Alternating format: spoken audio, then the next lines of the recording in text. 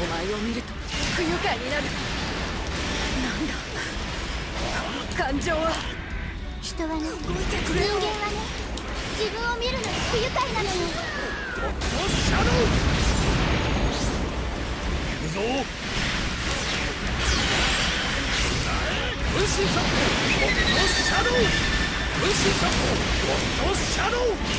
やばいやばい、みんなも戻れないの。分身殺法シャドウ。くそ、これまでか。このゴッドガンダムがいる限り俺は負けない。すごい、こいつはやっぱりガンダムかな。申し訳ありませんマスター。次はどこのガンダムだ。スラッシュ台風。君の代わりにフィールドを制圧してあげたよ。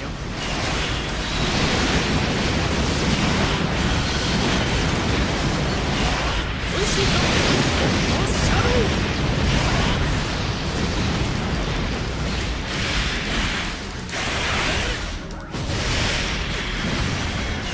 スラッシュ台風。見えたぞ、水のひとしずく。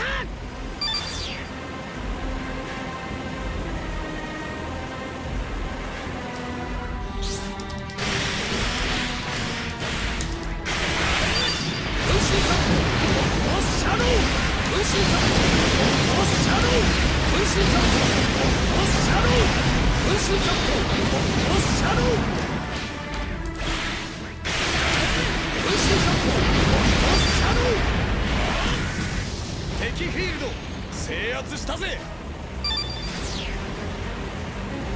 俺の勝ちだ。光ってうなる。ここまでだな。まとめて蹴散らしてやる。分身殺法シャドウ。分身殺法シャドウ。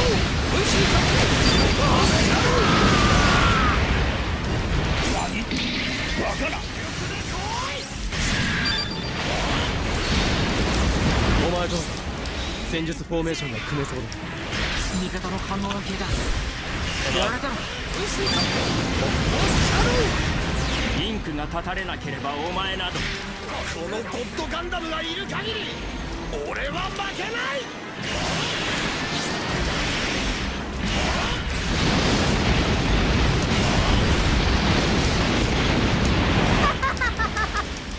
私にかかったら何もかも力なんか出せるもんか。こっちもむしゃくしゃしててな。ちょうどいいぜ。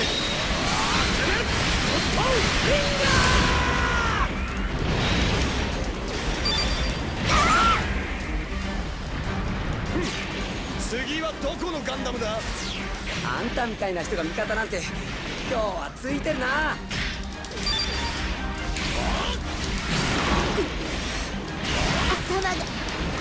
頭が痛い。見えたぞ、水のひとしずく。シャドウ。分身殺法シャドウ。白熱ゴッドフィンガー。逃げ回りゃ死にはしない。俺の勝ちだ。戦え、お前の信じる神のため。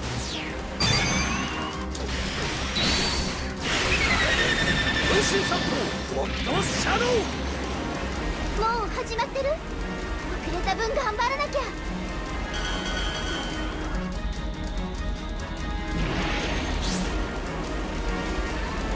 ここは通しちゃダメだって。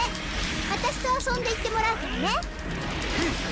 まとめて蹴散らしてやる。ゴッドシャドウ。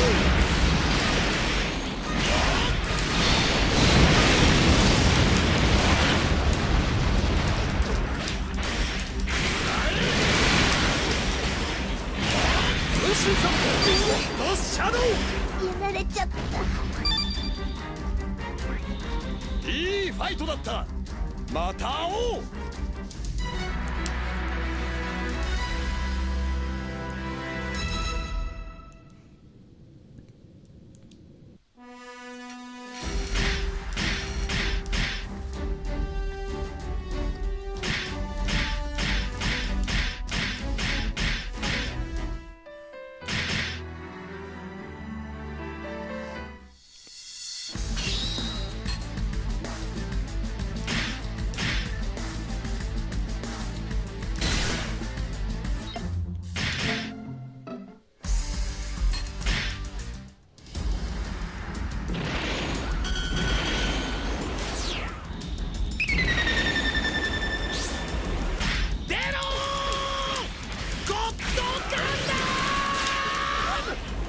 と一緒なら僕も心強いよ。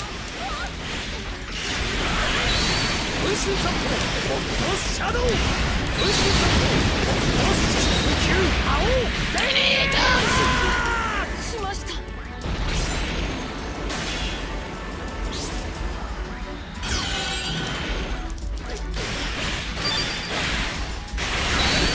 限界です。下がります。次はどこのガンダムだ。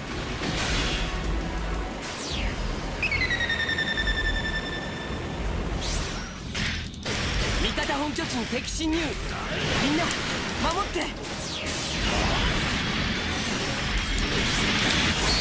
俺の体が光ってるな。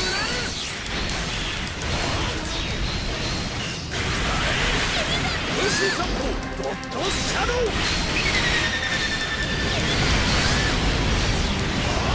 分身殺法ゴッドシャドウ。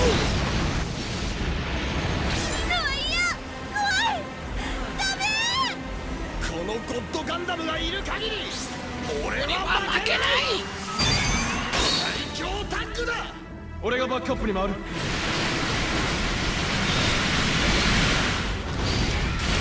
ミートエンド。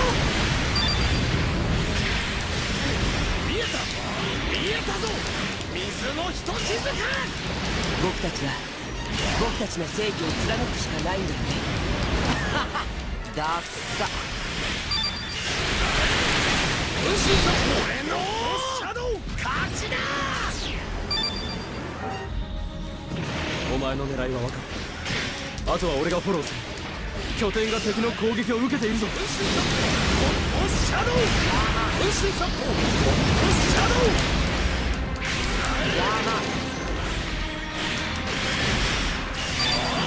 分身殺法ゴッドシャドウ、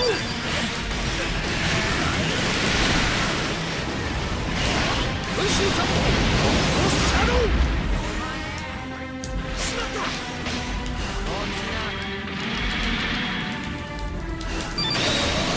白熱ゴッドフィンガー、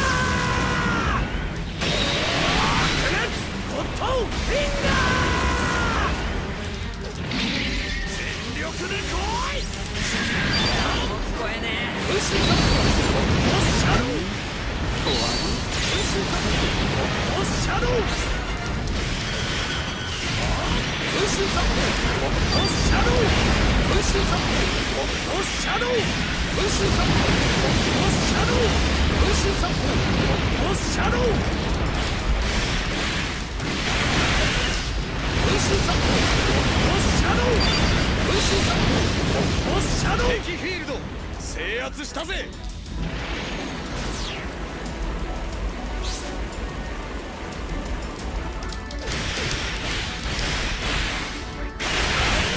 分身殺法ゴッドシャドウ、分身殺法ゴッドシャドウ、分身殺法ゴッドシャドウ、分身殺法ゴッドシャドウ、分身ゴッドフィンガー。世界を正しい方へ導いて。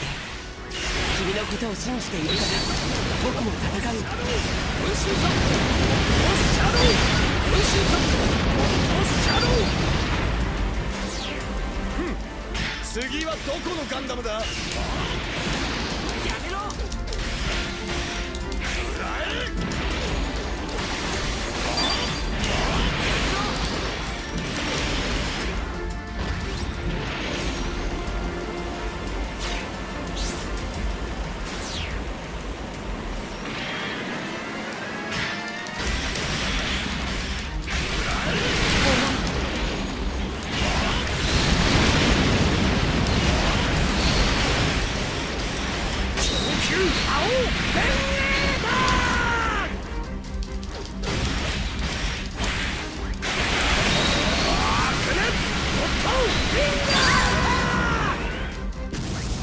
私が迂闊でした。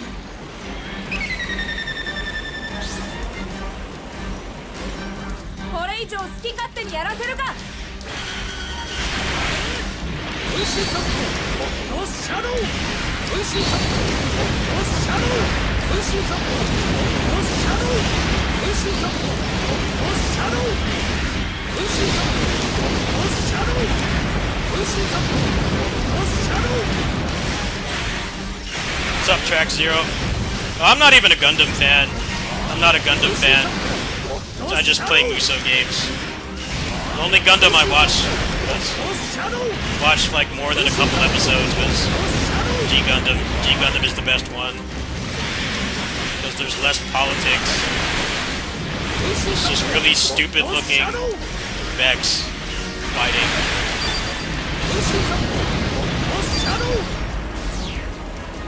このゴッドガンダムがいる限り俺は負けないいい加減にしろよお前ら Plus, it helps that Domon is voiced by the same voice actor who does Stan Aileron, and I'm like really known for playing Tails games on here. It's like literally the exact same voice that he's doing, Domon and Stan.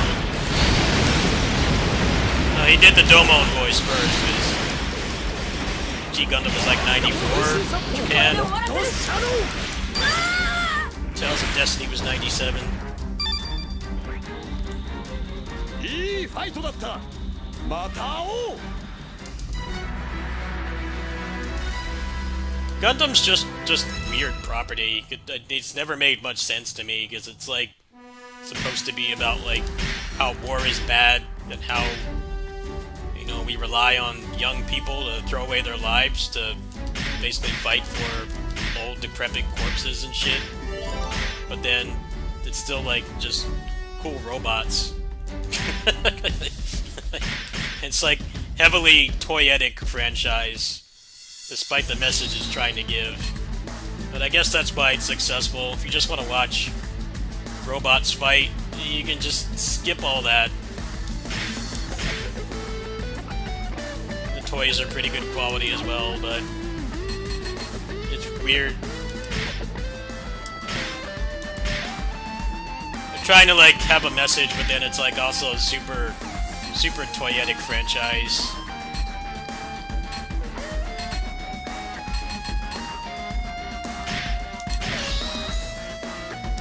And I mean, they've been doing the same message for like 50 years now, so I think that's part of the reason why it's so toyetic. There's only so many times you can give the war is bad message. That's why G Gundam was cool, because in G Gundam it was basically like, I think that society, they like ended wars, and the way that they would solve conflicts was with the big robot fights. So the politics was like not really much of a part of it. I think it was them trying to break away from the formula that they'd been doing for so long. It's a very weird franchise for sure. Just the fact that it's supposed to have like this serious message, but it's so toyetic. It's no more or less toyetic than like Super Sentai or Kamen Rider or anything.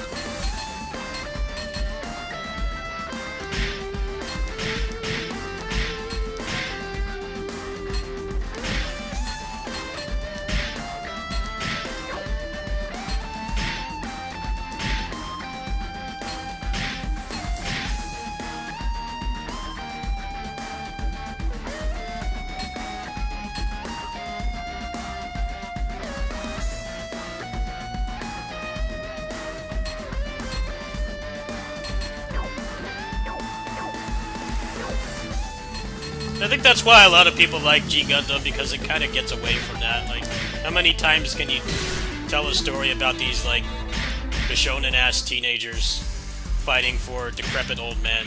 Like, they've done it dozens of times now. It was cool. I was like, yeah, we got rid of war. We just fight out our differences with big-ass mech fights. There's like more of a focus on action. Personally, I just want to not hear about politics when I watch something. Shit is exhausting enough, just like doom scrolling on Twitter. I don't even think it matters anymore, as long as they keep putting out Gundams that look cool. 水のひとしずく It doesn't matter what kind of message they're trying to convey, because it's still the whole point is to sell toys. It's like Super Sentai and Rider.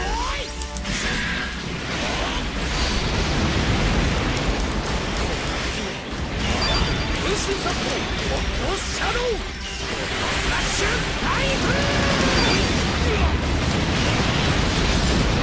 またいつの日か出会えることを楽しみにしているよ俺の勝ちだお前となら戦術フォーメーションが組めそうだ。私一人でも I think most Gundam games are trash too. They have like 来なよ less good games than like a lot of these other ancient Japanese like toyetic franchises. There's a decent amount of good Kamen Rider games. Super Sentai also has a lot of really shitty games too. I think the Power Rangers ones were better as a whole for a while until they stopped getting Japanese teams to do them.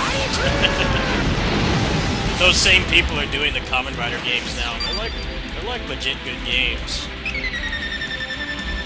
When they don't limit them to Arena Fighter Hell. They actually make something different, like a Muso or like a character action game like Memory of Heroes. 私の腕には自信があるんだ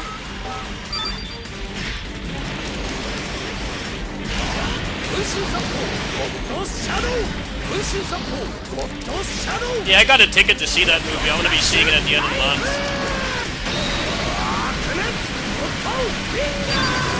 When I bought the ticket, it showed like 4 other occupied seats. I think when they that site Regal or whatever it's called, like expect the movies that they have to have like massive turnouts, but it's like it's a weep trash movie in a city that doesn't have that many like really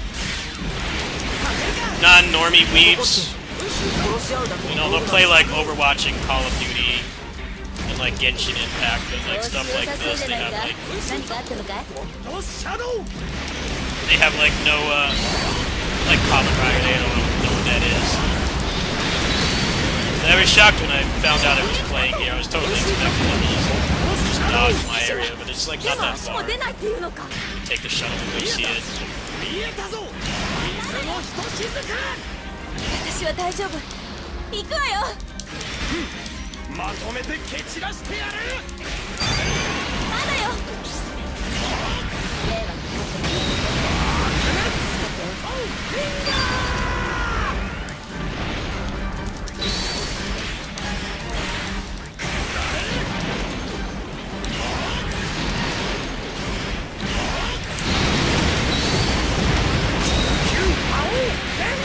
My former roommate was into that fairy tale.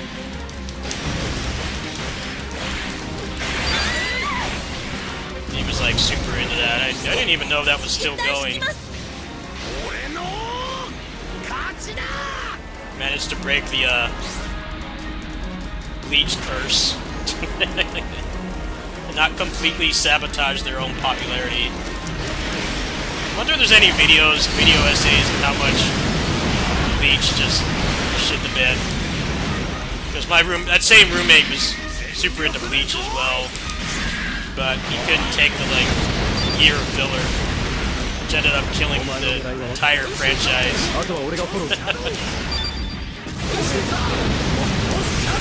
It killed the anime. Ratings went down.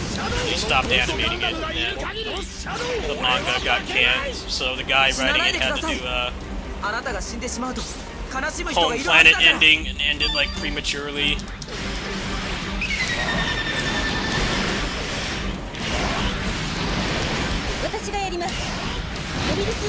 Yeah, but they tried to do like a year straight of filler.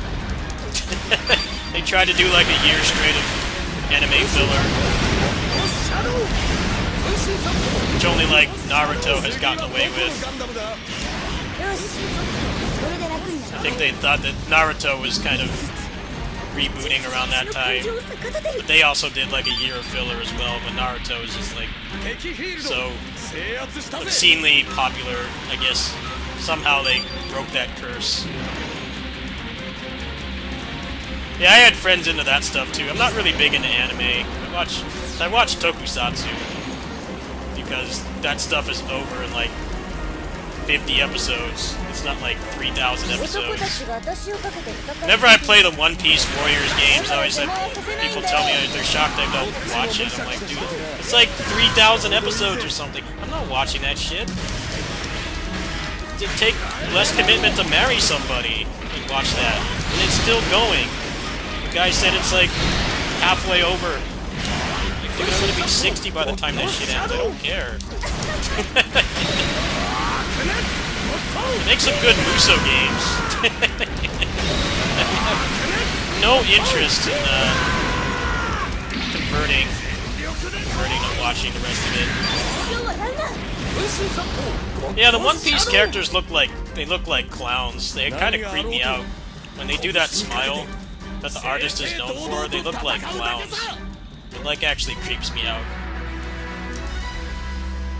It's more just that it's never ending. The guy doesn't want to end it. It seems like he actually has a plan, but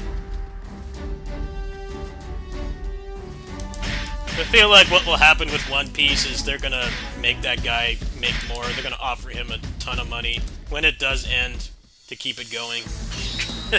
I'm almost certain they will. That's pretty much what happened with Naruto. It was that guy's life's work, and then they kept it going. Like, you don't really need to know about his son. Like, just end it like end it like when he has the kid. Like, show the kid how he's supposed to be like a successor or something, but like don't make like another 800 episodes about his kid. Just some things are better off just ending. Everything needs to go on forever. At least that kind of media form where it's so time consuming to sit through it all. Like years of your life. It's like あなたは何やってんです。そんなところで。このゴッドガンダムがいる限り俺は負けない。分身サポゴッドシャドウ。分身サポゴッドシャドウ。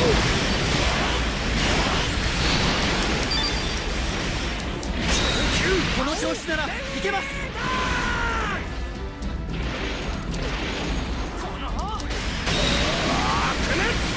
こ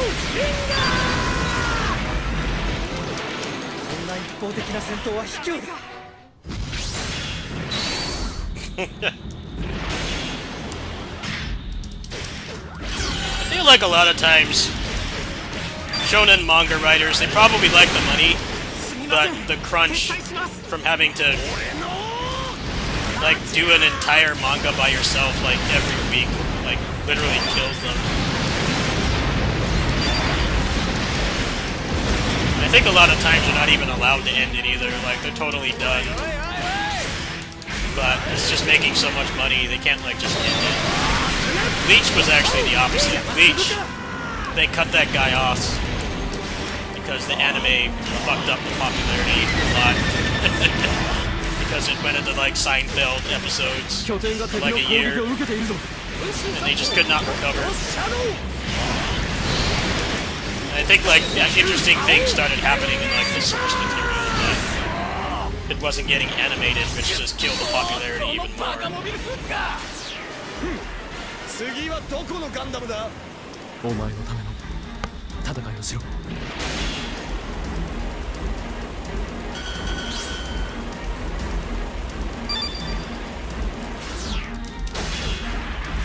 A lot of it is Japan's culture for how they do their media as well. They don't take stuff off the air like we do. They keep it on, like non-stop. Like they don't take breaks. You know, Super Sentai has been on for like 47 years, non-stop. It's been on for 47 years. But the reason why they're able to do that is because they don't do direct sequels. They very rarely do.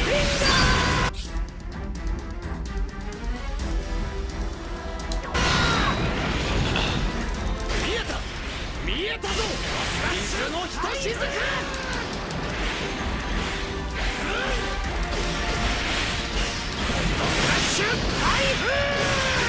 Well, they're more digestible because it's only like 50 episodes tops. It's not like 1,500 like One Piece is. ちょっと I think people し can っかりしなさい getting somebody to watch something like that is a lot more feasible than like, hey, watch 1,500 episodes of this anime and you might not even like it. It might not even have a good ending.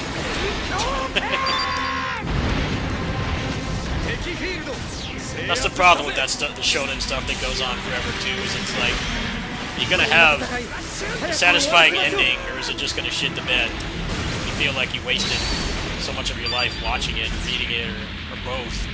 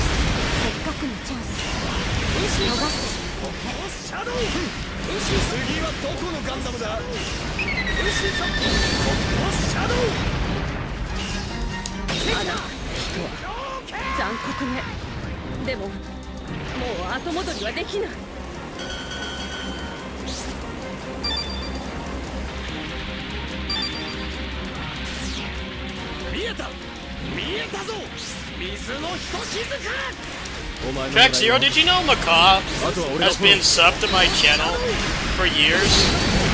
He doesn't comment. I had no idea.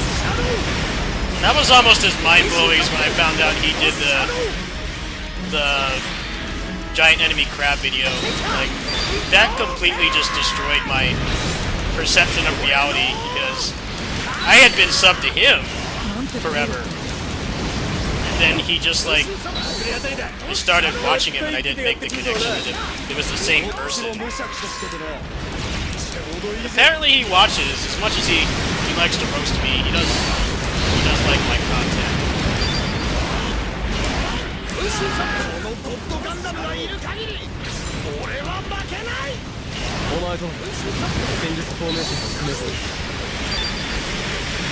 Yeah, I got a comment from VeghEsther like not that long ago, and I was like dying laughing. Tails Ambassador, VeghEsther.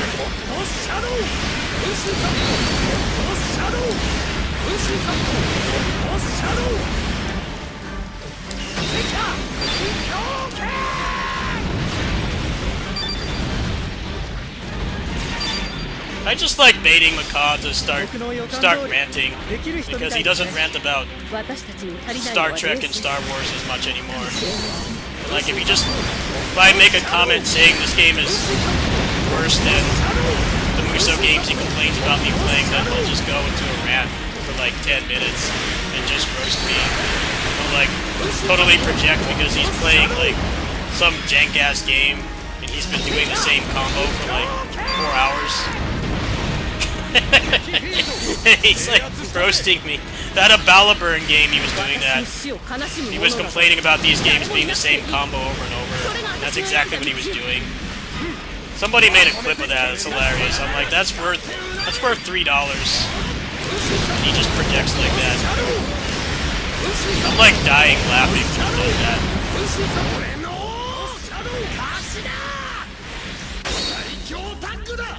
俺がバックアップに回る。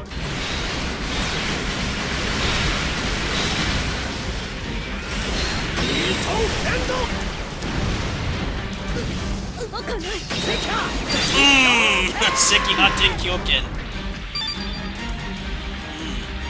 お見事、素晴らしいファイトだった。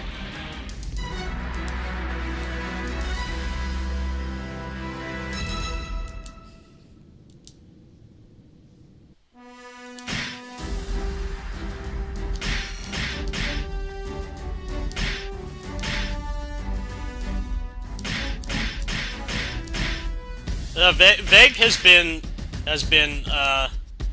playing the bit part for like 20 years. You gotta appreciate the passion, how long he's been doing that, and he tells people like blatantly wrong information. I got a comment from him like last year, and I was like dying laughing. I started cracking up. I'm like, I can't believe this is happening. Senpai noticed me. みんな、この戦いを止めるために力を貸してください。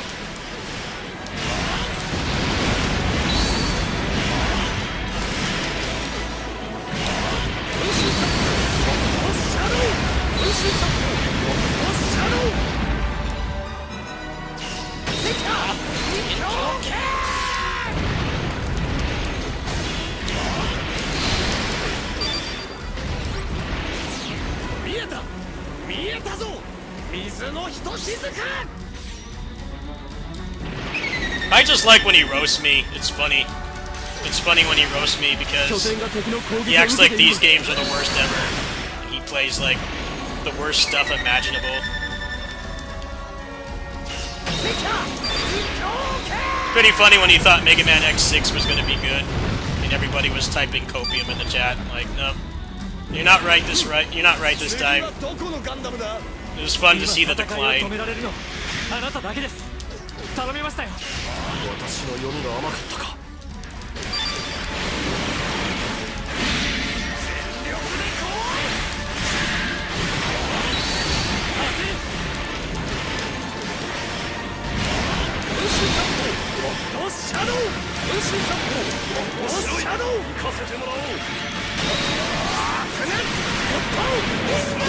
Oh, that dispatch guy? Was it dispatch? If it's that guy, I can't stand that dude.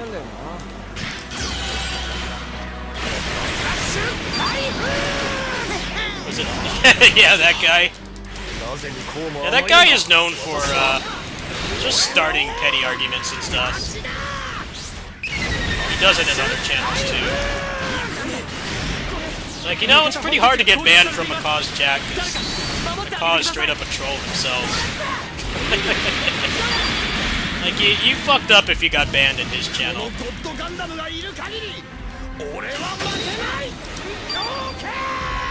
Not an easy thing to get banned in there. You have to be really trying. どうして私に優しくしてくれないの？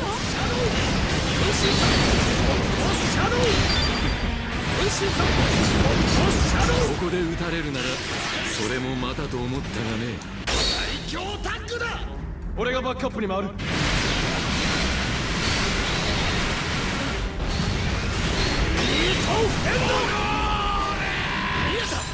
見えたぞ、水のひとしずく。私を打ち破るだと。次はどこのガンダムだ。これなら戦いも早く終わりそうですね。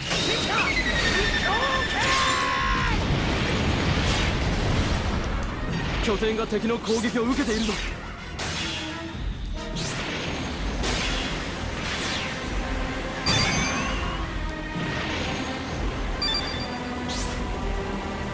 悪くない。なかなかの動きだ。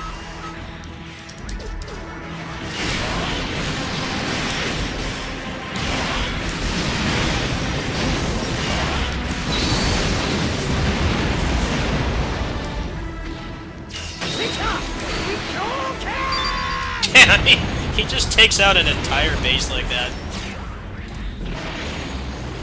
What a beast. Level 2 Muso with him is like so busted. Sure. Idiots here don't make me wipe.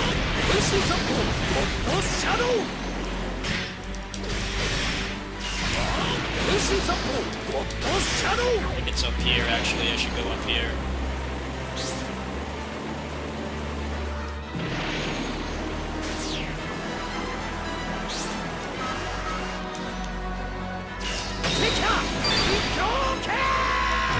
I played the Zelda Muso? Yeah. The first one has a lot of content, but it's not really good content. It's doing the same thing over and over and over. It's mechanically boring. It's just not an interesting game. I did about 80 hours of it and I just kind of just tapped out at that point. If you like grinding, for the sake of grinding, it's got a lot to offer, but mechanically it's very boring. Just like not really anything to it.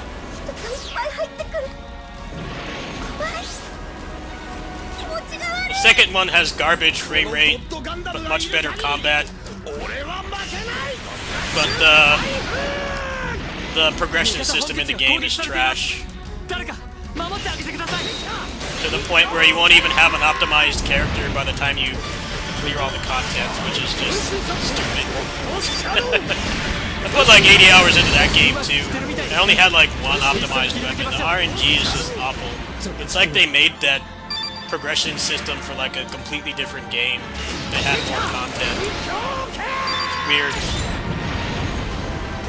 You run out of content before you have anything to use, before you have like an optimized character. Most Muso games, they make it easy to like, relatively easy to deck out a character because there's like so many of them, so it doesn't make sense to make it take that long. Because there's gonna be like dozens of other characters to play. You have to make it easy. But for some reason with that game, they're like, we only have like 20 characters, so they're gonna make it ridiculously hard to have fun playing them for some reason. Even though by the time you clear all the content, you still won't have like an endgame character. Really weird design in that game.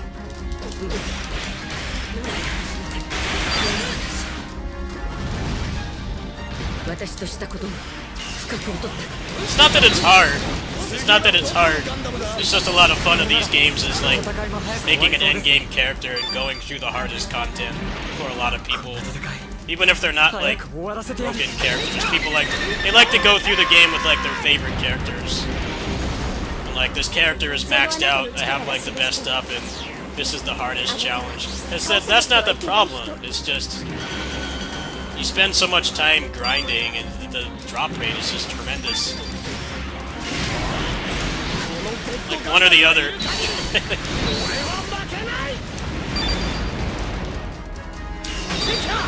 Most of the Muso games like this, where you have like lots of playable characters, they make it feasible to like at least your favorite characters.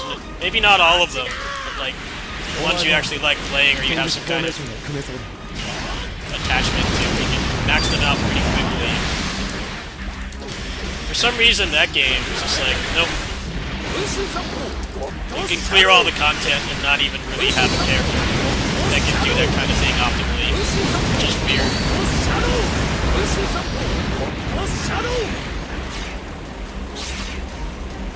It felt like they just rushed that game out, honestly.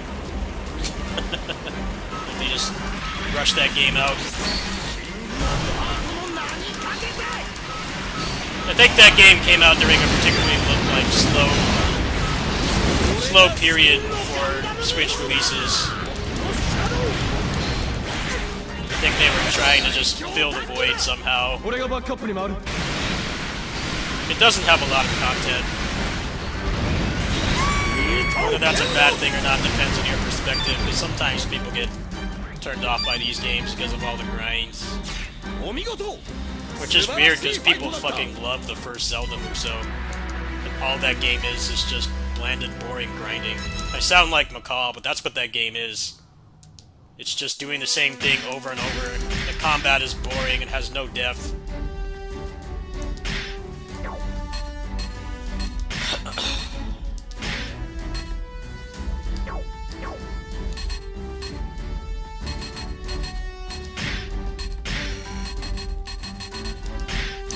That game's got too much of a good thing. It's basically what it is. It's too much of a good thing.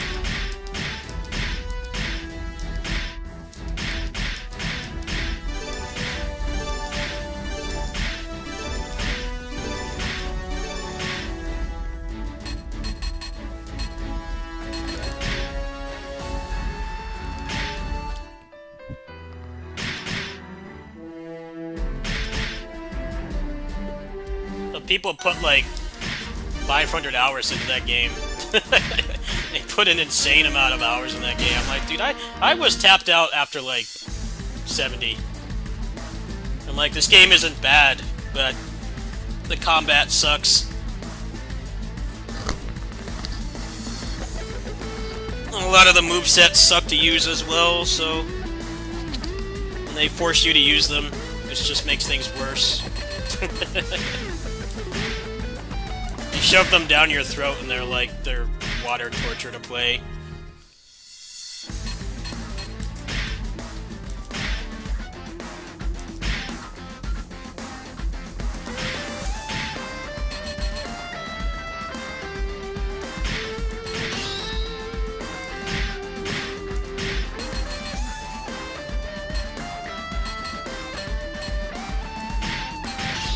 The giant bosses suck too.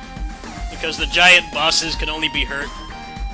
You have to use the weapons on them. In their defense, they made them like actual Zelda bosses. It's actually really accurate to how Zelda bosses used to be, where they're basically like puzzles that you have to solve before they're even vulnerable at all. The problem is that there's RNG, and like sometimes you'll be timed to do something, and they don't give you the attack that makes them vulnerable. And it makes it so you're forced to do lots of damage because, you know, the AI can be dying while that's happening.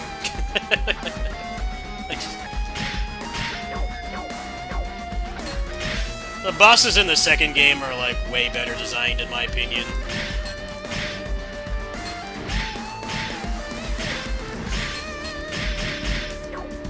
Because you're not just waiting for them to be vulnerable. They still have that mechanic, but it's a lot less waiting around.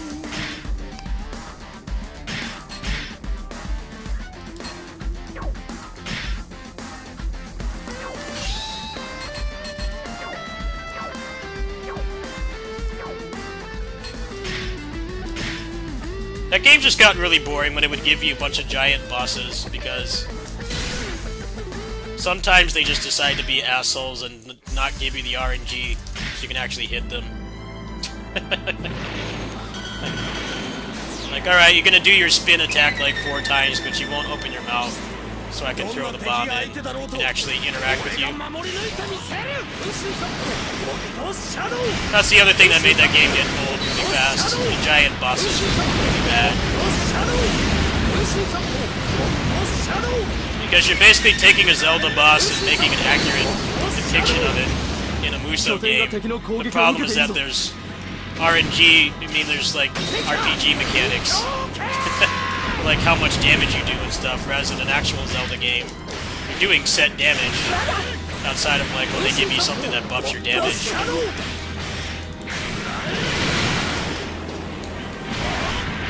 So sometimes they make you fight those bosses with shit characters you don't want to invest time into.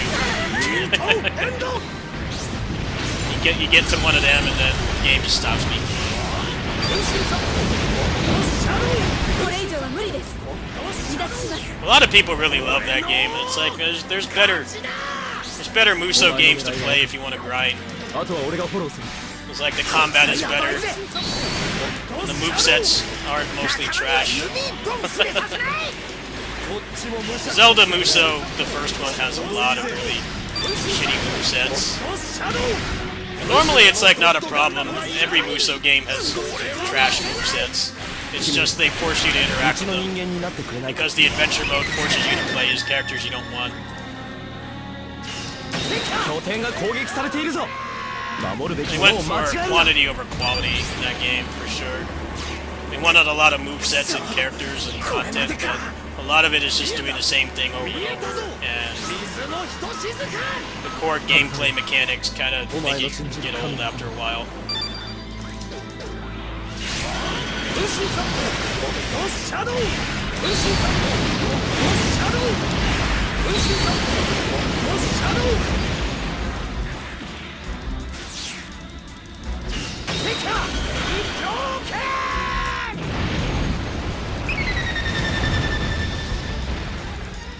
Fire Emblem got saved by the DS games, pretty much. Fire Emblem was on life support for a long time, and then パイロットのあるべき the 姿だ。 DS was like the Switch. Just put out a latest installment of a game, the franchise on the Switch, and people just buy it in droves. It becomes the best-selling game, even though it's usually not exactly the best game. Like the older ones are better, but because it's on Switch, you know, it's such a popular platform with a massive install base. Metroid, that happened with Metroid as well. Like, Dread is like the best-selling Metroid game by like order of magnitude more. Just because it's on the Switch. The only reason. Mario Kart as well, Fire Emblem. A lot of their like dormant franchises are like alive now just because they put the game out on Switch.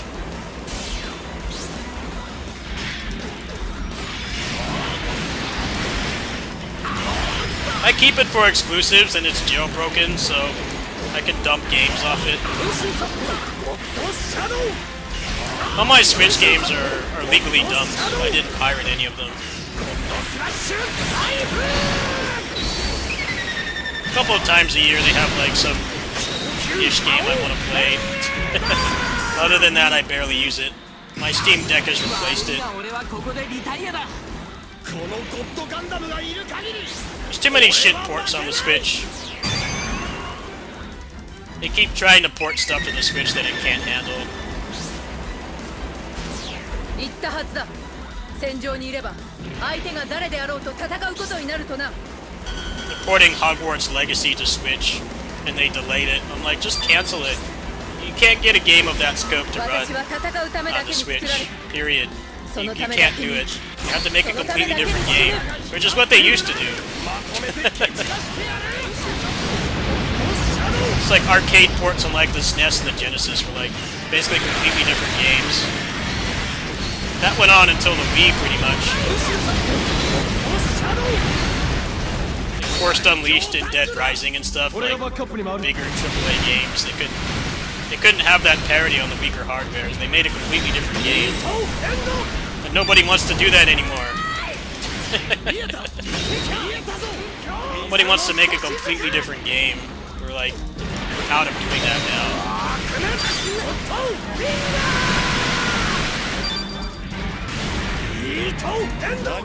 Like, is the Switch tax worth having to make that game from scratch? And then having people understandably complain about it because it's going to run and look like garbage? Most likely it's going to be a completely different game. That's why a lot of stuff is skipping the Switch, because they know that, like, the only solution to the shit hardware is to make a completely different game. And, like, they will make money doing it, but it's such a huge investment compared to just like, hey, this game works on the Steam Deck. Like, just play it on the Steam Deck. You have Steam Deck verification. Like that roguelike I was playing, they don't have Steam Deck verification, but it runs fine. Like, yeah, I'd rather just do that instead of wait for a shit Switch port that barely works. I've gotten sick of that.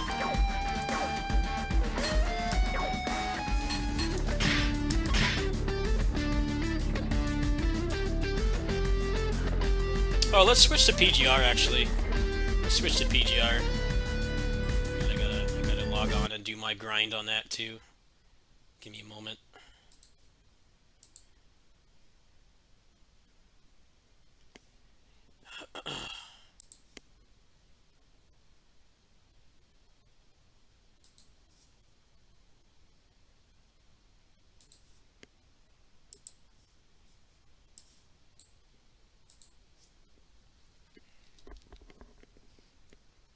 It's going on 7 years. It's going to be 7 years next year of the Switch. An insanely long generation. And it's just getting worse and worse. It's pretty sad that before Tears of the Kingdom even officially came out, we're talking about the leak, because the game leaked almost 2 weeks early, because some guy got the game shipped to him accidentally, and I guess that guy had the means to dump it and put it on the internet. It runs better. It ran better on emulator before it even came out on the Switch. This is the first time in gaming history that has happened. Normally, like that Gundam game I was just playing, it runs like shit on real hardware. It tries to run 60, but it runs uncapped. It runs uncapped, so it tries to run at 60, but when you're actually like pushing any buttons in the game, it runs at like 30 or 20. Like, that's a different thing, because it's basically the emulator is running it better because the game has an uncapped frame rate, so there's no need for a patch or anything. That's why uncapped frame rates are better for preservation, as much as people complain about them. When you can't buy the game anymore, and the only option is to go download a ROM. It's better in the long run to do that. Like, that game does not run anything like that on real hardware. It chugs, like, really hard. But, like, Zelda is hard capped at 30 FPS, which just makes it even more hilarious that it runs so much better, because somebody had to uncap the frame rate with a patch. And I think the Asian community, like, I think it was like China or Taiwan or something, they had a patch for it out before the game even came out. And it's better than playing on the real hardware. Like wrap your head around that for a second. That's how bad the situation is. And you don't even need like a really good computer. A 9th or 10th gen processor is like more than enough.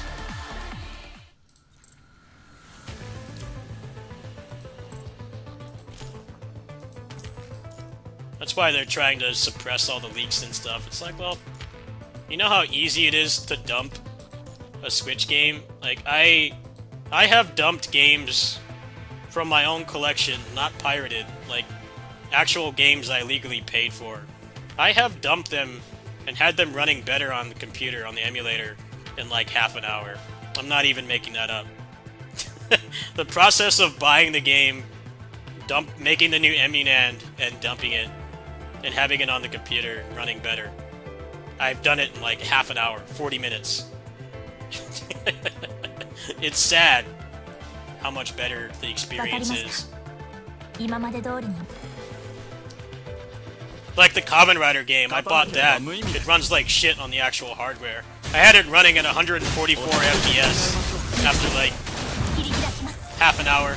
It didn't even need a patch.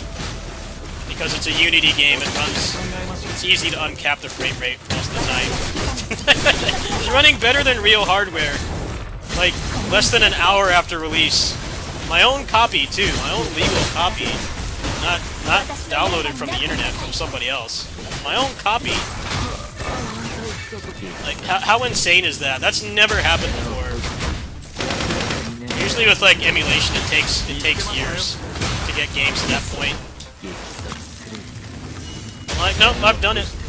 安らかに眠れ。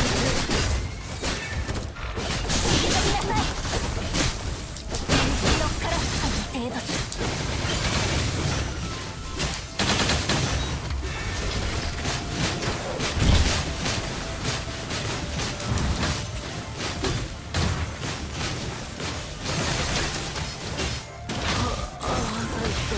激殺する。目を閉じて安らかに眠れ。私は指揮官の力だ。私の刃になってください。乗っからすば。ケーキを片付けないといけない。人の眠りを邪魔するやつを見つけましたよ。激殺する。目を閉じて安らかに眠れ。この一撃で勝利への道を切り開きます。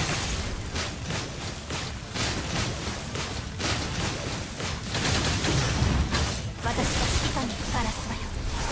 私の刃になってください。激殺する。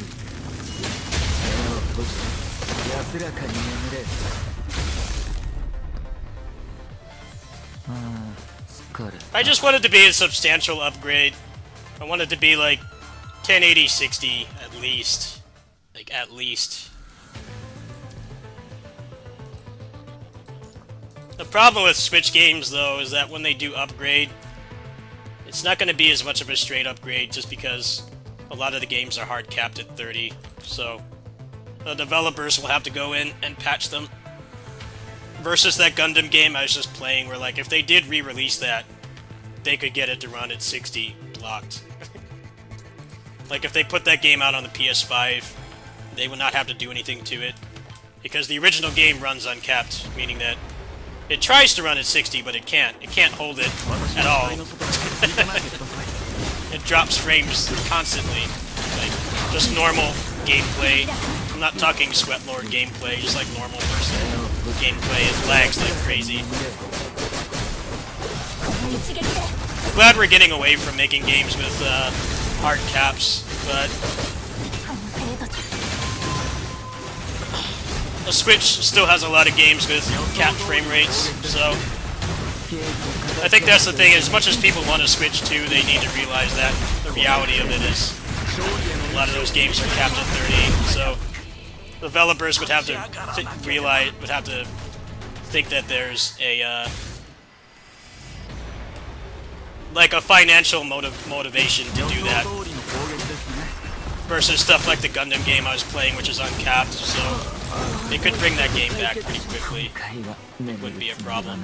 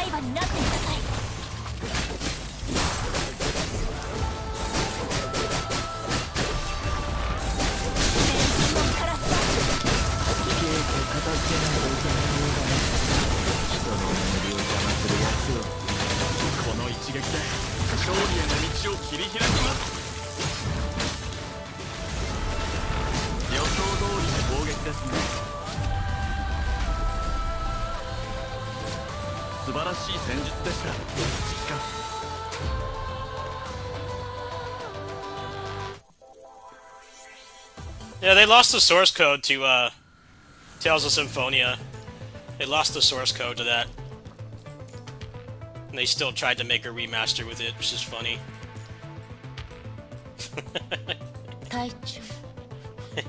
They lost the source code. Good job. Why is the 20-year-old version of that game still the best one? Just think about how stupid that is. How many times they brought that game back?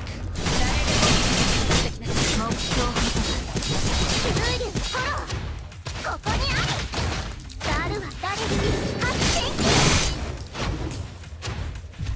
展 I mean, Final Fantasy VII, to be fair, runs like garbage without mods. It's like 15 FPS battles, I think, in that game.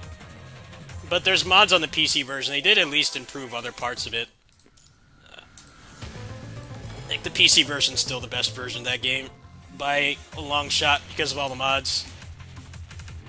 And the fact that Square actually cares and makes their games available is another thing as well.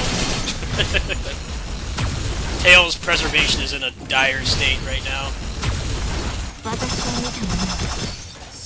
I don't even tell people to get into those games anymore. I'm like, yeah, you need a computer or a decent phone to play them. Or like a Steam Deck minimum. Not accessible at all. It's way too much effort to play those games for the average person. Steam Deck is about the closest you can get, because you can play the entire series on the Steam Deck. It's probably the most accessible it's ever going to be, because they don't care about preservation. Steam Deck can run the entire series. Just like the GameCube could run like all the Zelda games at the time. With the Game Boy player, you could play like every Zelda game released up to that point, minus the CDI ones, of course. That's pretty much what the Steam Deck is for Tails. ルールフォローここにあり手加減はなくて一発戦機計算ザルは誰一つない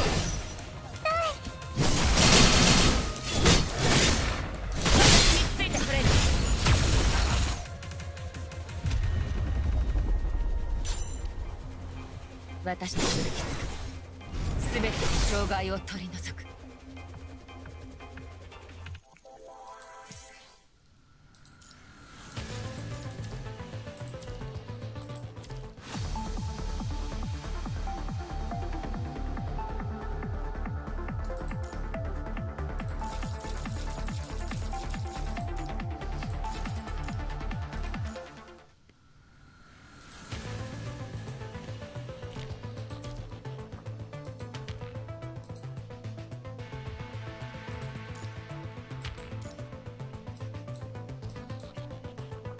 The hamster ports are really good, actually.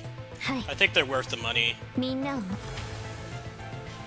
I mean, yeah, they're very bare bones. They're not as like as high end as like an M2 port, but they're good and they're fairly priced. I mean, Neo Geo games are like hundreds of dollars. Like, no kid had those unless your parents were like insanely rich, or you had an older sibling that was really rich for some reason. No kid had those, because if you had a Neo Geo, you would get like one game every 5 years. So having those games available for $8 legally is pretty damn cool when you think about it. And yeah, you know, they don't have net play, they don't really have extra features or anything. They're very bare bones, but when you consider how much it costs to get those games legally, even when they were new and not like in a shortage, they were still being produced. Like, they're worth the money. People still complain about the price of those. It's like, dude, you know those games are like $300 when they came out, right? They were for the 1% gamers. They're ridiculously expensive. Any kid that had that growing up probably had like really filthy rich parents. It was not accessible at all, because it was basically just an arcade. It's an arcade console that you could take home. It was a consoleized arcade.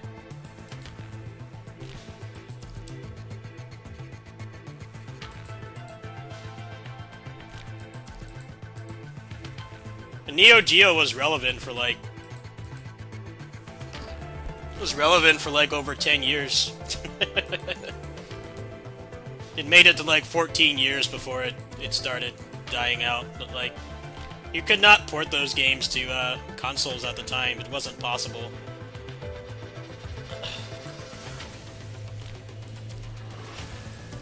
Like, you could not get those games on, could not get those games to be arcade perfect. It wasn't until the Dreamcast came out. Neo Geo was almost a decade old at that point. That's how long it took for the Neo Geo to be, like, actually obsolete. It took a decade, which is insane when you think about it. How much tech improved in that short period of time for the Neo Geo to be relevant for that long is just insane. That's never gonna happen again, pretty much. Yeah, the PS1 ports of CPS2 and Neo Geo games were all really stripped down. They cut a lot of the animation frames and stuff, and then like the Marvel versus games, the whole mechanics were all changed because you couldn't tag anymore. They had to take out the tagging. They had to take out the tagging because they couldn't fit all 4 characters in the RAM. Like, pretty much was a different game. I mean, the mechanics were the same. The mechanics were the same, but it was basically a different game. That's why the Dreamcast was so mind-blowing at the time, because you were actually getting, like, actual arcade ports. Like, arcade perfect for the first time. And, like, with extra stuff, too. Like, a lot of the fighting games had, like, extra single-player content and stuff. I think EXA is gonna stay exclusive. So their whole thing is trying to make arcades relevant again. It's like there's money in arcades. There's still money in arcades. It's just, right now, you can't really have an arcade outside of Japan. Just because all the games they're on DRM services now, so you literally can't, unless you have like an insane amount of money. You're gonna have the same old games over and over, which is what people are getting tired of. Time Crisis 5 literally exists because the old ones were still making money, but they're all 15, 20 years old now. They're literally falling apart, and they're harder and harder to repair. That's why Time Crisis 5 was made, pretty much. There's like a lot of pizza parlors and stuff still had those.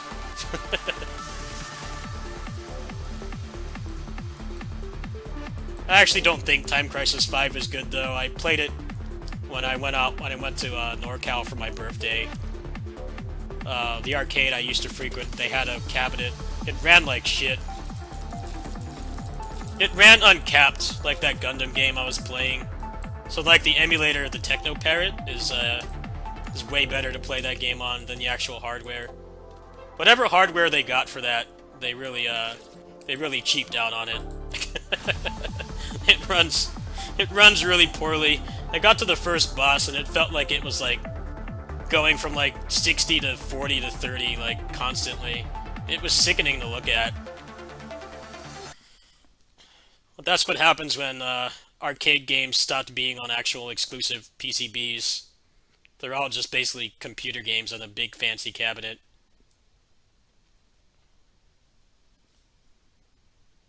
I would like to try that game on Techno Parrot, but I'd have to go buy a light gun. And I know those things are like crazy expensive, and I'm not that into light gun games anymore. I used to be. I used to be able to 1cc Time Crisis 4. Actually, I have a 1cc of that game on this channel, actually, from like 10 years ago or something. But I no damage cleared that game once in the arcade. I beat the whole game, like, no miss. I really like Time Crisis 4. I think that's, like, the best one. But 5 is just, like, such a sharp decline. It's, like, not very good.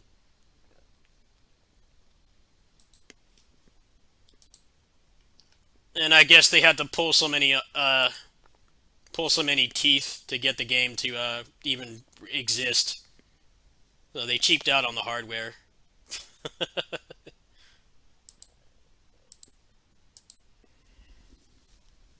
hardware, uh, the hardware is really bad.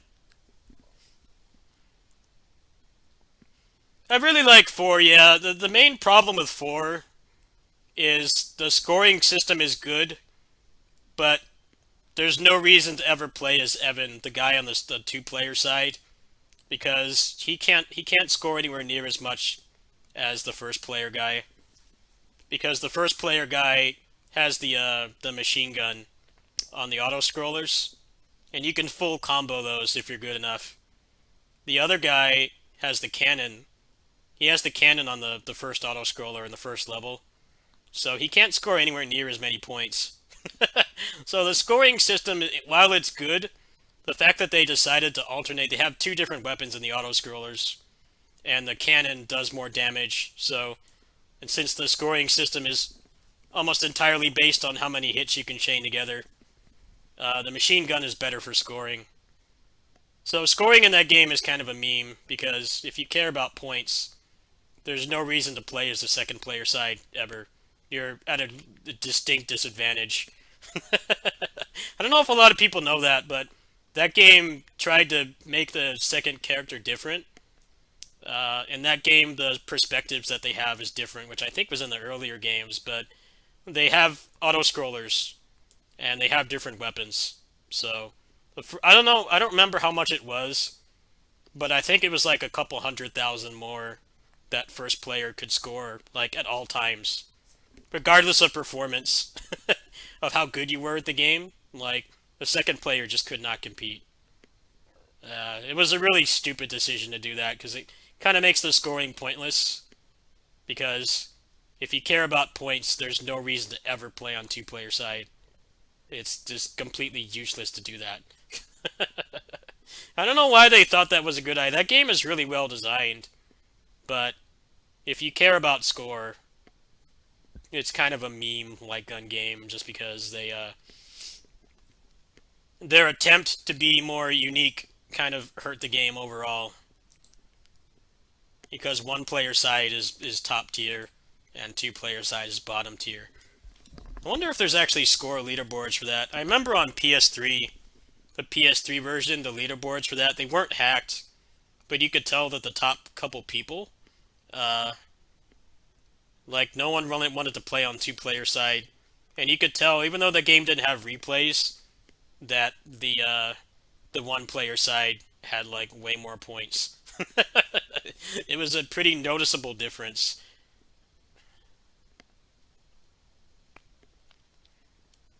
Yeah, because the second auto-scroller at level 3, I don't think it matters as much. The first player side gets the cannon on level 3, the level 3 auto-scroller, but you can't get anywhere near as many points there, so it still evens out. It's one of the hardest things to do in Time Crisis 4 is you can combo the entire auto-scroller, which is really cool, because auto-scrollers are normally really boring in those kinds of games, right? When, like, you have, like, direct control over the pace of the game, and they put you in an auto-scroller. But that auto-scroller was, like, the best auto-scroller, because you could full combo the entire thing on 1-player side. It was really fun. I hadn't ever really seen an auto-scroller be designed in that way. Like, yeah, you're stuck on rails, you can't control how fast or slow you're going. But because we have the combo system, you could combo that entire auto... I think I managed to do it, like, a handful of times. It's very hard, but possible. I think that game has, like, the best auto-scroller of all time. This is, like, actually really interactive, despite still being an auto-scroller.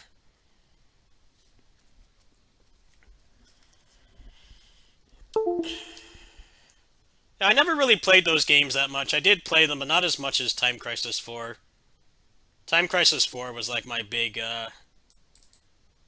one of my biggest achievements. A non-fighting game 1cc. The fact that I could no damage clear that game.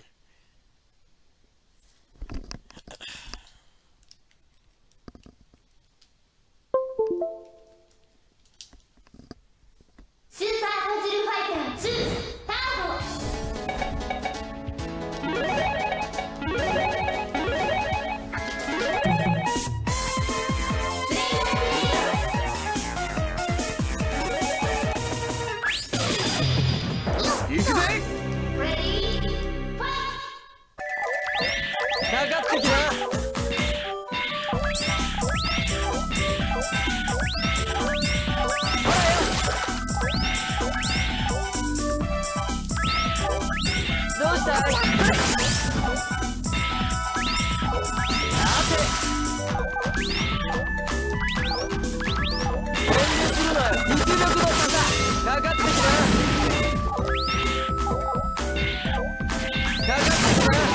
力の差さ。どうだい。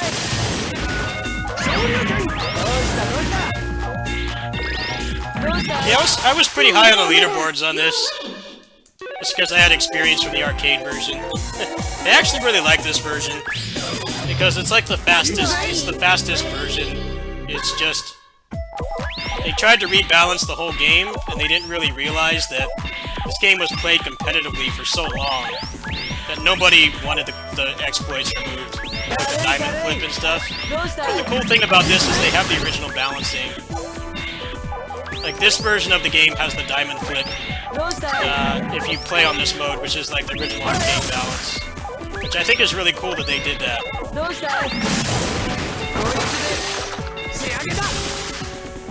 The thing about the diamond flip is it made it had too much of an advantage over somebody that didn't know how to do it.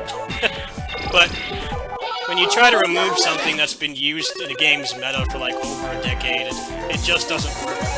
No one really wants to play it. In this game's lifespan, the basic arcade mode was like the most popular, I think. I could get matches on this mode constantly. A lot of other people didn't really want to touch the rebalance one. This game has terrible balance. The balance in this game is just as bad as the fighting game from this era. But it became part of the game. You just couldn't change it. They tried to change it. Nobody played it.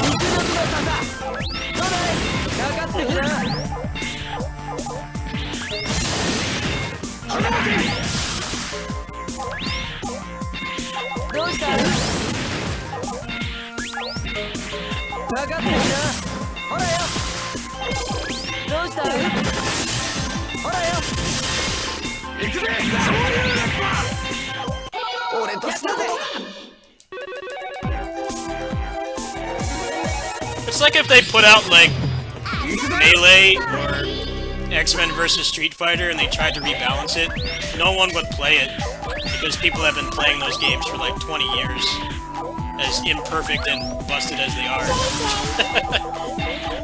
I remember a lot of my friends were like really apprehensive towards them trying to rebalance it. They made a noble effort for sure, but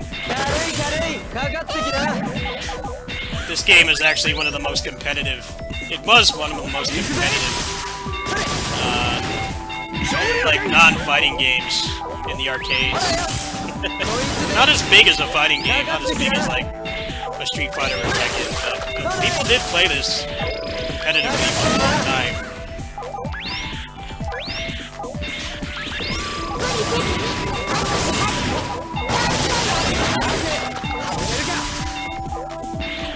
The balance in this kind of game is kind of fun when you think about it, because it's like everybody is busted, so there are characters that are flat out worse, but you can still get bodied by someone playing a bad character. It's just way harder. Because now they balance everything so much that the games aren't fun anymore. Oh man, I wish I had a card. I would love to have a card.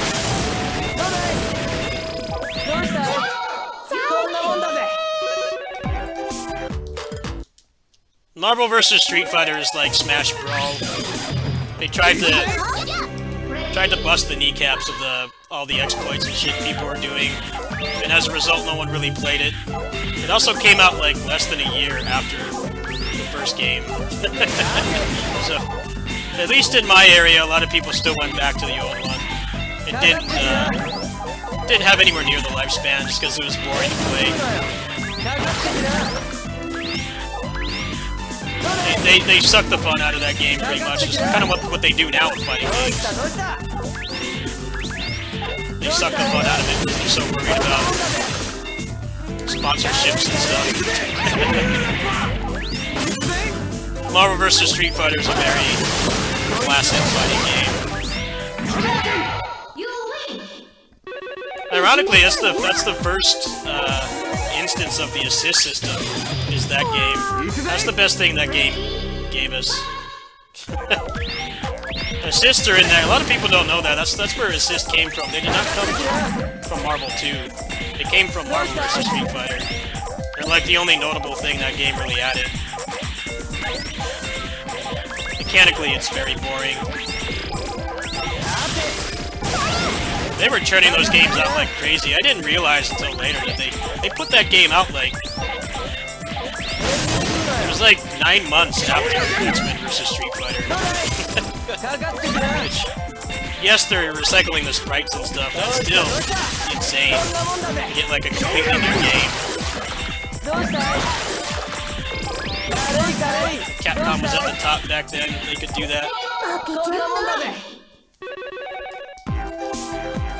It's hard to get anybody to play anything that was not made by Capcom, so they sure as hell took advantage of that. It turned out so many games in such a short period of time.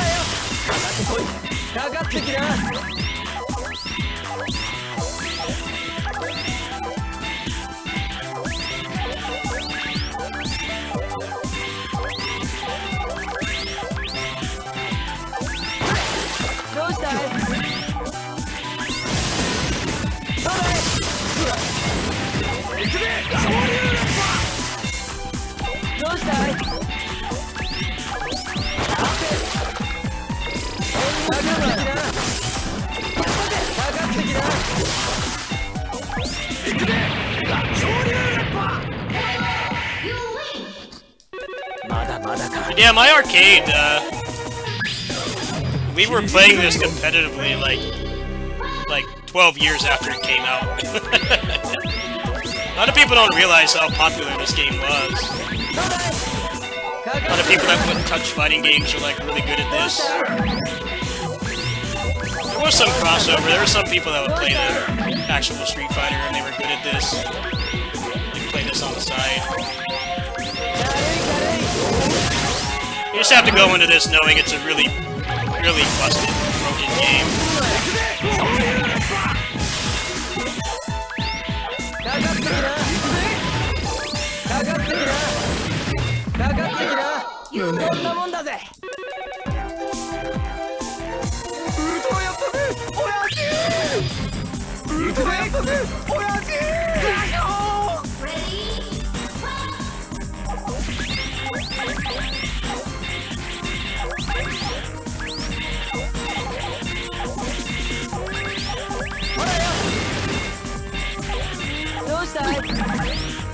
JoJo's is basically just one game.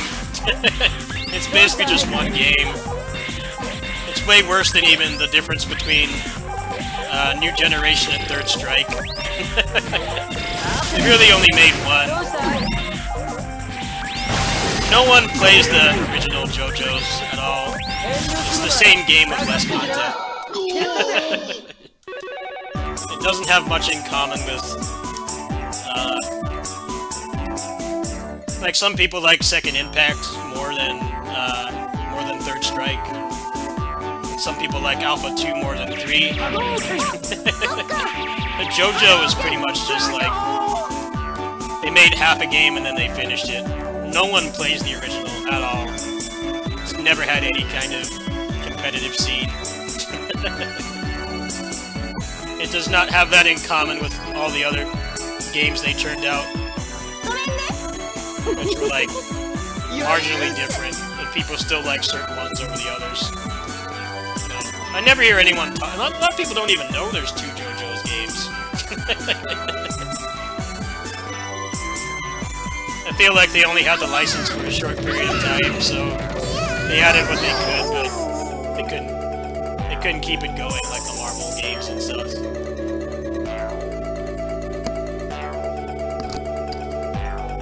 I think most people just think that there's only one JoJo's game. They don't actually know that there's 2. If people play Third Strike, they play Second Impact over Third Strike.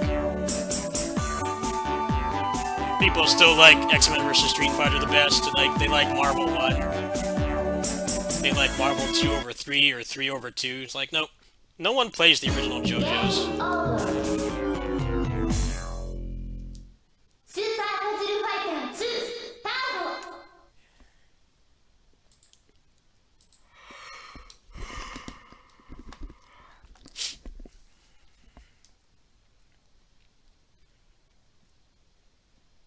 Well, the Dreamcast version is like the best and worst port because it does not have the single-player content the PS1 version has. For some reason, they did not include that in the one that's actually good to play, because it's arcade perfect. As far as I know, it's arcade perfect. It might have some minute differences, but not enough to really matter. As far as I can tell, I don't think they did any balancing. But, yeah, the PS1 version has, like, way more single-player content. The Dreamcast one is just better to play if you actually care about the game. Oh, good night, Track Zero. Thanks for watching. We'll see what else I feel like doing.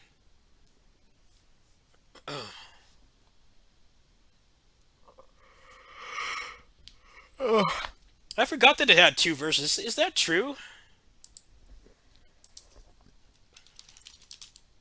I didn't know that there were 2 versions on there. I don't remember that. I had that game growing up. I like don't remember that at all. Is that true? I'm like not even aware.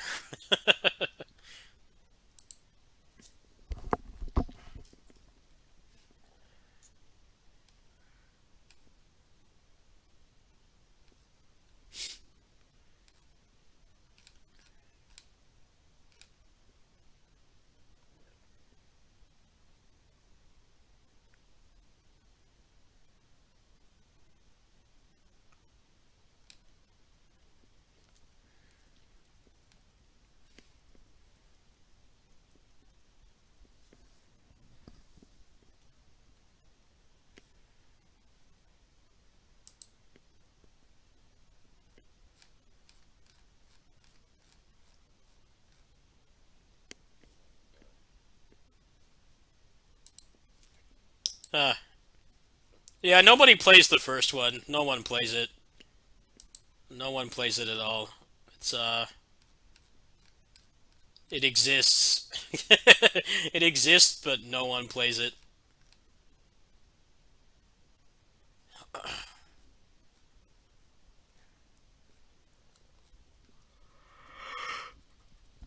I can't even find anything on the wiki about like what the differences are. No one played it. I think it's two things. I think it's because they probably didn't have the license for very long because they put out 4 versions of it. They did 2 arcade and then PS1 and Dreamcast, and then they stopped doing anything JoJo's. I think they only had the license for a short period of time, and then also the CPS3 just failed to it failed to take off. CPS3 was pretty much a failure. I don't think people really realize how much of a failure it was. People have revisionist history about the CPS3. The only thing it has that people played was Street Fighter 3. And no one liked the first generation. No one liked that game. It was considered to be a downgrade from the Street Fighter 2 series. And by the time Third Strike came out a couple years later, like, arcades were kind of on the decline. They were starting to decline. At least in America, they were declining majorly. The only reason it was played for so long, I mean, obviously it's a good game, but it was also played for a long time just because there wasn't much else coming out. Shortly after that, Neo Geo SNK went out of business. So they weren't putting out that many games for a while. The CPS3 had failed.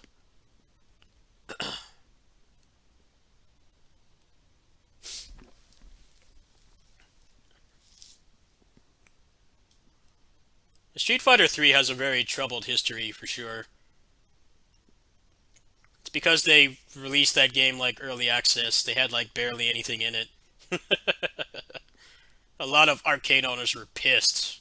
They were furious at that game because just having the word Street Fighter 3 would make like money bags appear in their eyes, but then it didn't have an audience. People were still playing like the Marvel games and Street Fighter 2 and King of Fighters and stuff. It only had 10 characters. It had 10 characters and 80% of them were new. Everyone's favorite character was gone. They thought that doing a full like reboot except for Ryu and Ken was a good idea. It wasn't. It was considered a very bad thing at the time.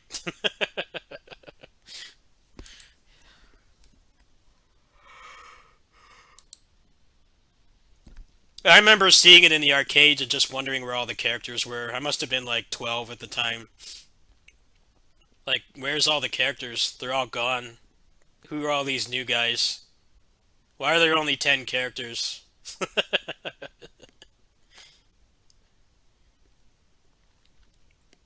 It's a shame. The pixel art is beautiful, but it was just a worse. It was just a worse game than the older games. It had less of everything. It had better graphics, but less of everything else. So a lot of people just did not want to play it. Third Strike just had an prolonged lifespans because it came out like right at the decline of the arcades. A lot of parts of the world, arcades started dying out because there were less and less games coming out, and console was. As soon as the Dreamcast and the PS2 came out, like pretty much all the games are on those hardware, so they were on the System 256 or the Naomi or the Atomic Wave, so you could get like perfect ports at home. That didn't help things either. Like when you can get the same game at home with more stuff and not have to go to the arcade and pay, it killed things off pretty massively.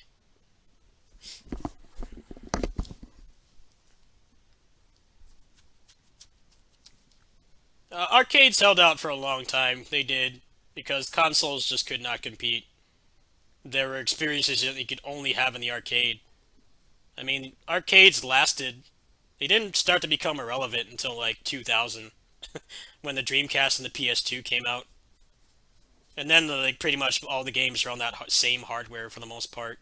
There was some stuff that wasn't, but for the most part, they were just using consoleized hardware in a big cabinet.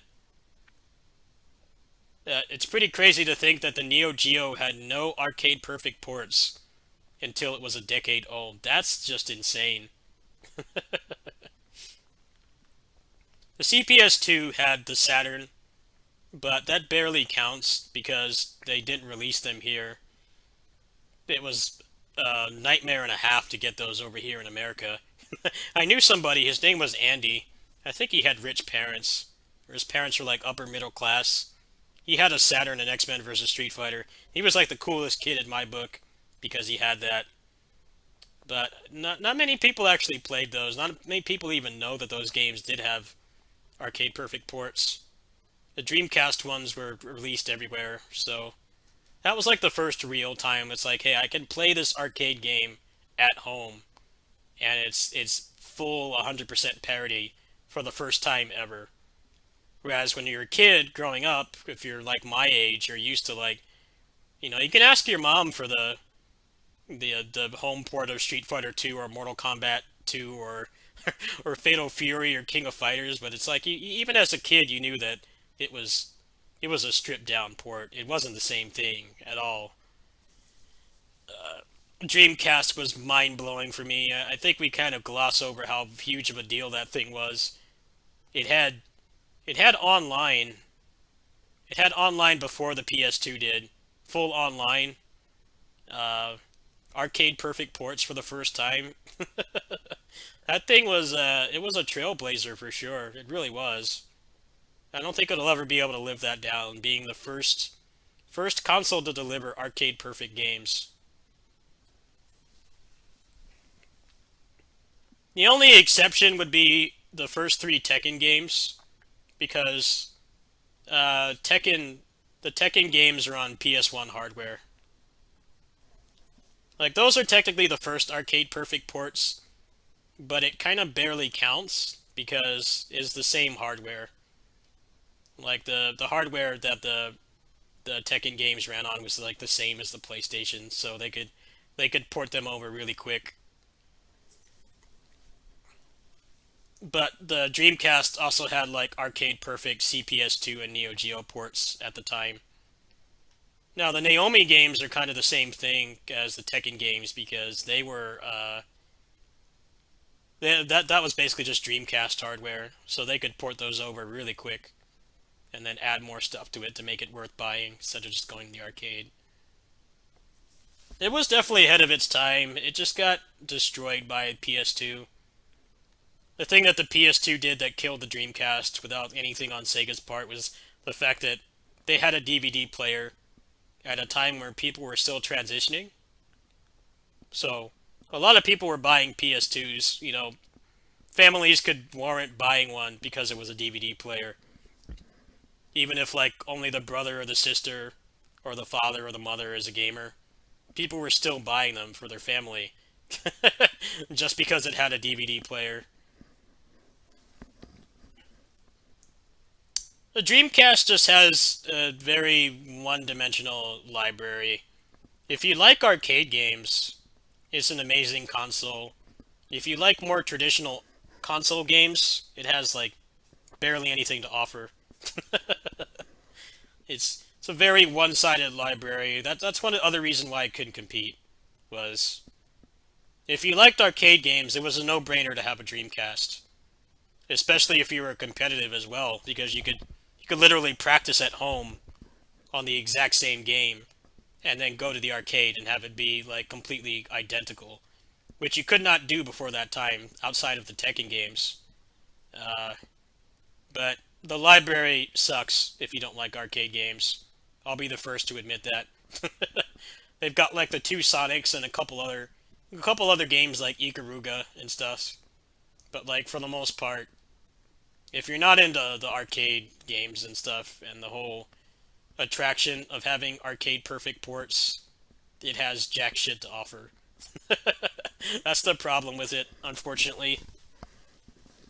Very one-sided, flawed library. It's for a very specific group of people.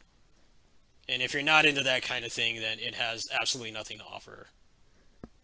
The PS2 had arcade perfect ports, but then, like, normal console games as well. So, for fighting game arcade crowd and then normal people, it was a much better purchase for sure.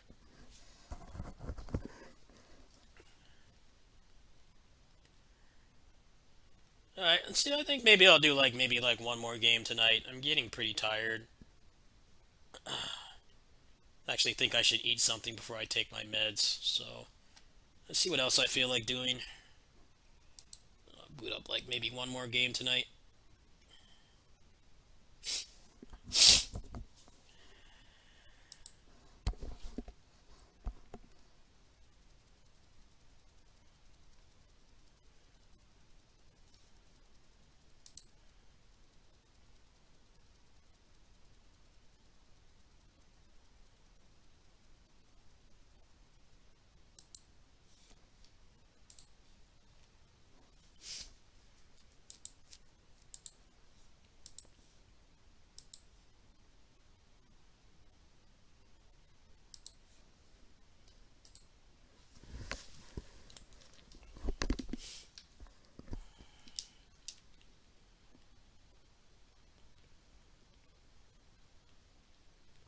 Well, Sega had 2 console flops in a row. They just couldn't recover.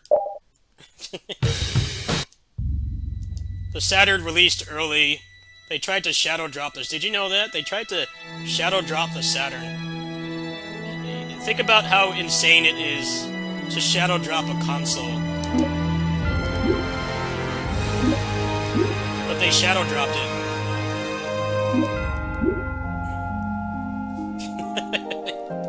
They fucking shadow dropped a console, and then when it came out it had no games, so it had 2 games, and then the PlayStation came out right after and had way more stuff to play. They dug their own grave, really. Why would you shadow drop a console? It's one thing to shadow drop a game, but you can't just shadow drop hardware. You have to tell people that it's coming out, for one.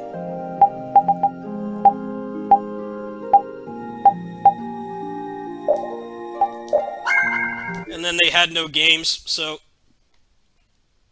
it had the same problem as the N64, but they could not recover. The N64 was pretty much a failure too when you think about it. Problem with the N64 was going with cartridges.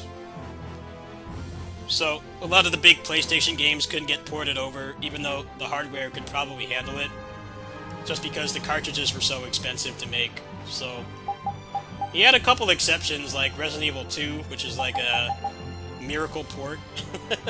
They ported that game to N64. And like a lot of the PlayStation games, just they couldn't make it over because the cartridge, and that in turn killed their third-party support. So nobody wanted to make games for them because it was so much more expensive because of the cartridge.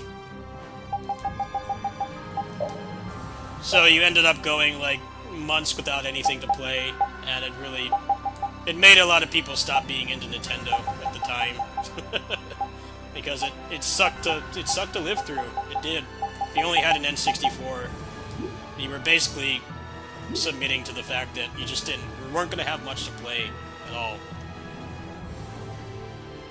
Like, you were going to go months without anything to play. The Saturn didn't even have a Sonic game. You think how crazy that is?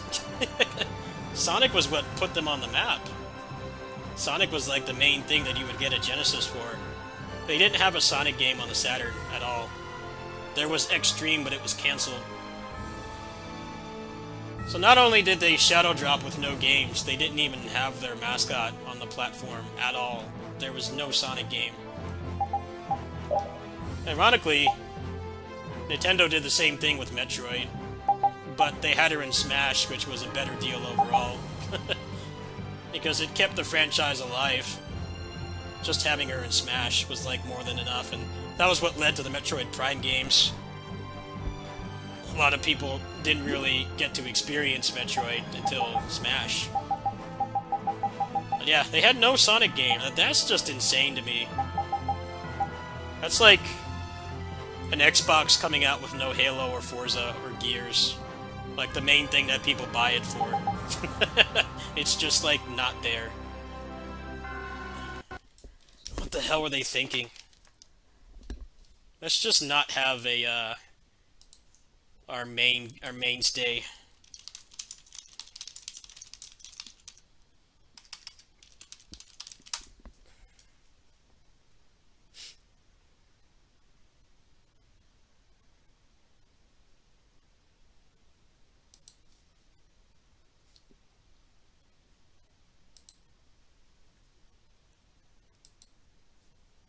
Well, that's not what gets people to buy consoles, that's the thing. That's not what gets people to buy consoles.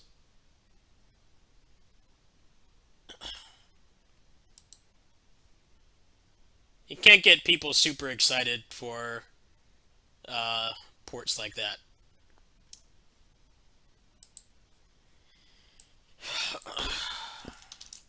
People were expecting like an actual like new game, and it just didn't happen.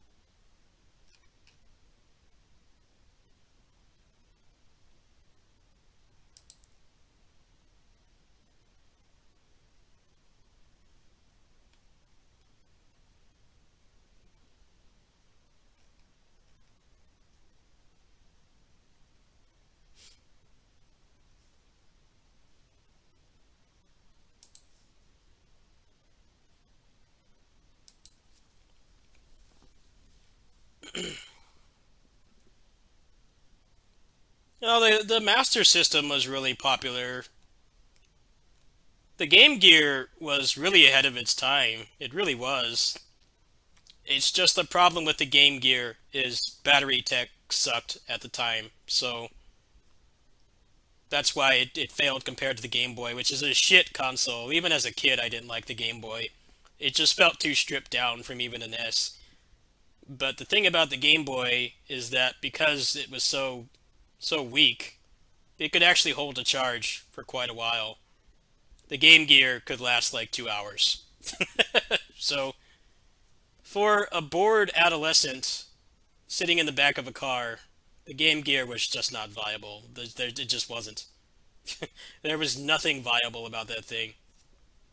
You either had to have rechargeable batteries, like already charged, or just accept that, like, you get like 2 hours out of it, and then you're going to be sitting in the back of the car staring at the back of the seat for however long. That was the problem with the Game Gear. It's just battery tech was not there. It really was ahead of its time. It's just there was no way to get around that really. We didn't really have like rechargeable battery tech like we do now. So, and yeah, that was a huge invisible cost of it as well that parents didn't like. A Game Boy could go a good couple hours at least on like just two batteries or however many it was, and then the Game Gear could barely get through a car trip. Like even a 3 hour car trip. You have a bored kid with a low attention span that throws tantrums. I could see why parents did not want to buy it if they did their research. Like, that thing is not going to keep your kid quiet. It's not. If it's a 4 hour car trip, you're going to get 2 hours of peace, and then they're going to start throwing a tantrum. The Nomad as well. The Nomad was pretty crazy when you think about it, having actual Genesis games, not stripped down ports, but like the actual game. You could play it portable. But same problem. The battery tech just had not advanced to a point where it was viable to have that kind of thing. Maybe as an adult with your own income, but as a kid, it's a shit deal. Parents probably got really tired of having to buy like 6 AA batteries like every week. Think about how much that costs. It's like not that much money. Like, it's like a microtransaction pretty much. It's not that much money at once, but it's a lot over a long period of time.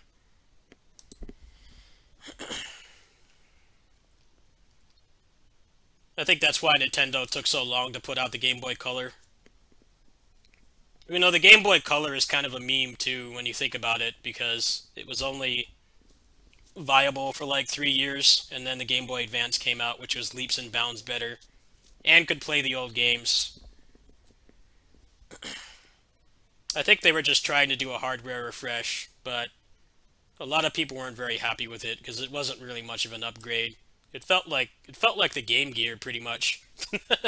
It felt like they had Game Gear like advancements, but it took like 9 years to get to that point. So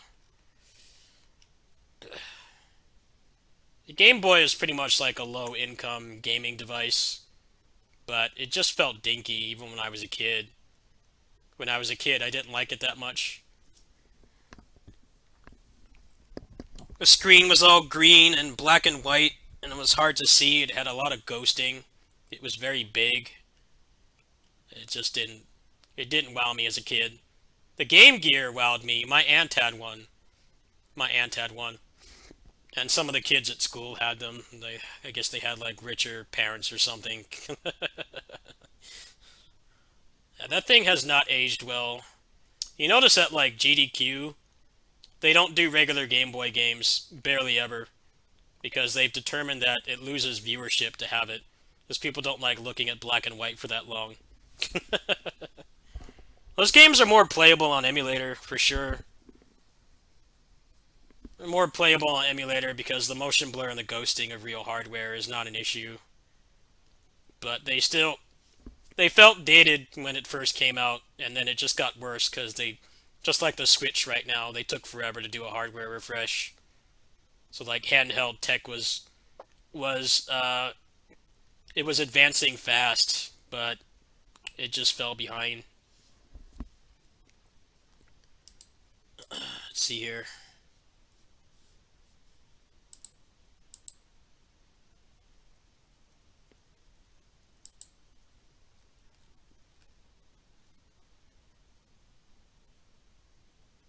I think I'm gonna go ahead and hop off. Maybe work on some videos. I think I'm gonna work on some videos actually, and I'd rather hop off stream to do that. But yeah, I'll see you guys later. I'll probably do more of the same today, Tails and Muso. I gotta fix my Vesperia save. I kind of want to do that, and I'd rather do that off stream too. So we'll do more Gundam, Muso, and Tails probably later today. Maybe I'll sneak in an afternoon stream like I did earlier. I'll catch you later. Good night to anyone who's watching.